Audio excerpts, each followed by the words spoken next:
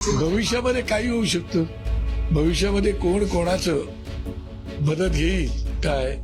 आता त्या दिवशी उद्धव ठाकरे बोलले ना साहेब, उद्धव साहेब बोलले की देवाच्या मनात असेल तर काही घडू शकतं.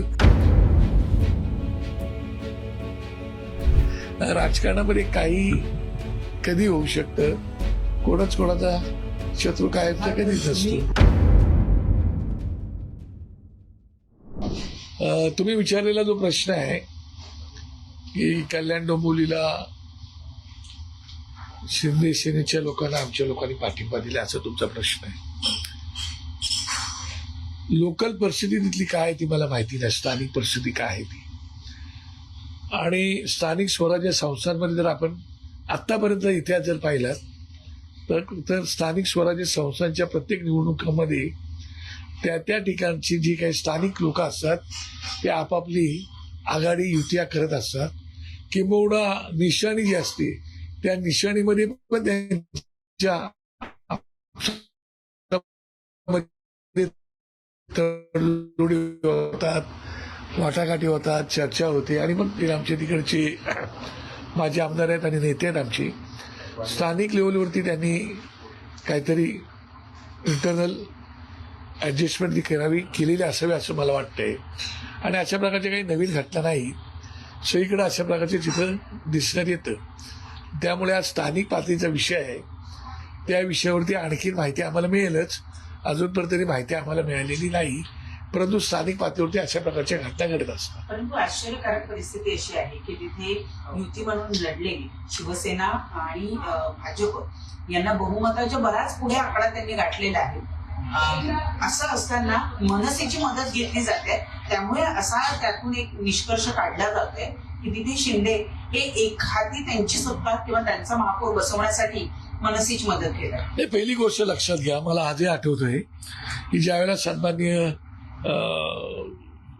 वाजपेयी साहेब पंतप्रधान झाले होते त्यावेळेला तुम्हाला आठवतंय, आता वाजपेयी साहेब पण नाहीत आणि सन्माननीय महाजन साहेब पण नाही, त्यावेळेला त्यांनी नारा दिला होता 100% इंडिया शायनिंग वगैरे नारे तुम्हाला माहिती आहे. तर प्रत्येक पक्ष हा आपल्या स्वतःचं काही ना काही वाढवायला बघत असतो. तसं कदाचित असेल, परंतु आता त्यांचं जर काही बिनसचं असेल तर आम्हाला कल्पना नाही. परंतु युती आघाडीमध्ये असं कधी कधी बिनसलं जातं. जसं पुण्यामध्ये बिनसले, पिंपरी चिंचवडला बिनसले, बऱ्याच ठिकाणी बिनसले, चंद्रपूरला बिनसले, अशा बऱ्याच ठिकाणी गोष्टी बिनसलेल्या सापडतात. त्याच्यामुळे कल्याण डोंबिवलीमध्ये सुद्धा बीजेपीचं आणि त्यांचं कदाचित थोडंसं बिनसलेलं असावं आणि शिंदे साहेबांना वाटलं असावं की आपल्या स्वतःच एक हाती सत्ता असावी, म्हणून त्यांनी कदाचित लोकल लेवलवरती या तडजोडी केल्या असाव्यात. आणि त्या बाबतीमध्ये आमचे तिकडचे जे नेते आहेत, आमदार आहेत माझी, त्यांच्याशी त्यांची चर्चा झाली असावी.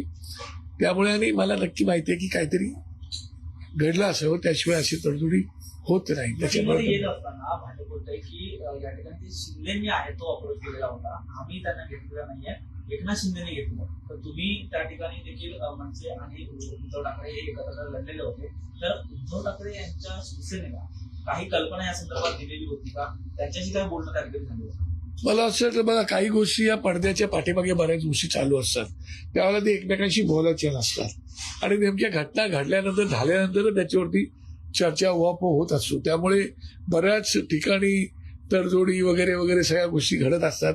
तशा प्रकारचे आता काय आहे की उद्धव साहेब पण राजकारणात नवीन नाहीत आणि राजसाहेब पण राजकारणात नवीन नाहीत आणि आता जे वेगवेगळ्या घडामोडी घडवतात ते राजकारणात नवीन नाहीत. राजकारणामध्ये काही कधी होऊ शकतं. कोणाच कोणाचा शत्रू कायमचा कधीच नसतो. उद्धव साहेबांनाही फार चांगले ओळखता, राज ठाकरे साहेबांनाही चांगले ओळखता. एकंदरीत या निर्णयावरती उद्धव ठाकरेंची प्रतिक्रिया म्हणजे पॉझिटिव्ह असतील तर या संदर्भात याला परवानगी आहे. मला असं वाटतं की एक लक्षात घ्या तुम्ही की कुठलीही गोष्ट करत असताना प्रत्येक गोष्ट आपण नकारात्मक दृष्टिकोनातून बघून चालत नाही. काही गोष्टी ह्या सकारात्मक दृष्टिकोनातून बघून पुढे काय करता येईल. काय मी मुंबईच्या जनतेचा मनापासून आभार एवढ्यासाठी मानतो की त्यांनी कुठल्याच पक्षाला बहुमत दिलेलं नाही.